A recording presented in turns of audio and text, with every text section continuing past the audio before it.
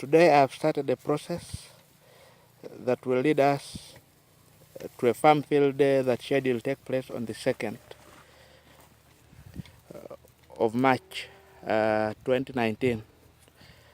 And more specifically, it's geared towards showing modern agronomy in production of horticultural products, more specifically onion. And here, as you see, is an extensive process of nursery beds, and the seed being sown now is onion. And the reason we're organizing this field day on the 2nd is to give farmers a wider choice of the different varieties of onions that exist on our local market, and geared at promoting hybrid onion varieties. This process that you see taking root now is working on 4 onion hybrids. Red Coach F1, SB7030, a product from Seminis Company, East Africa, and then a new product from a company called East West, promoting Supayali onion, being promoted by Naseko Seed Company, and then Red Pinoy.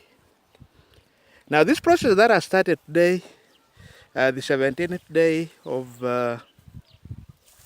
this October, will take exactly 45 days. So if today is 17th, then that means on the 1st of December, we shall be transplanting our onion. Now, as you can see from this, technically, and the greatest challenge among farmers who are practicing horticulture, because with horticulture, most products have to be sown on the nursery bed as the first step. Now, most farmers mismanage their production from nursery bed management. Ideally, if a farmer does very well on the nursery bed, for example, if a kilogram of onion is sown well, ideally it's supposed to plant an acre of land. Now, some farmers, because they are hurrying to finish, they do a small area, squeeze their onion, and after squeezing the onion, they're unable to plant even a quarter an acre. And the reason we're emphasizing good agronomy and good nursery bed preparation is the reason that if you are going in for hybrids go for 1,000% price different than the OPVs, the open pollinated varieties. Some of them go for 100,000. The maximum price you can buy an OPV is usually 150,000. Now, for the hybrid, a kilogram goes for between 800 to 1 million shilling. So if you factor in farm economics, where you must at all levels make sure that your costs are on the low end if you have to maximize profit, then you don't have to make mistakes on your nursery bed. Now, these 2 nursery beds, as you can see, after having sown the onion seed, have now been mulched to prevent too much evaporation. Because, a seed in that micro size has a life. And if this seed is exposed to a lot of temperature, the ground is not wet, then that means that you usually lose the life. And ideally, we are trying to protect the life of each seed in this case. Red coach onion, 100 grams, has exactly 25,000 seeds. And the cost of procuring just 125,000 seeds of onion is quite exorbitant. So the reason we are trying to do it on a wider area, as you can see, and like I told you, it's part of a process leading to a farm field day that is scheduled to take place on the 2nd of March 2019. So, dear brethren, our friends, the farmers, prospective farmers, and especially the youth, we call upon you to sharpen your minds, to prepare yourself. For this day is truly coming. And most importantly, I would like to stress the difference between hybrid seeds and the OPVs, especially when it comes to onion production. OPVs, scientifically called open pollinated varieties, first of all, are not climate smart. Red coach, for example, has been designed with very deep roots, stretching as far as 4 inches, meaning that with them, however hot it may be, it's able to withstand because of the deep root system it has.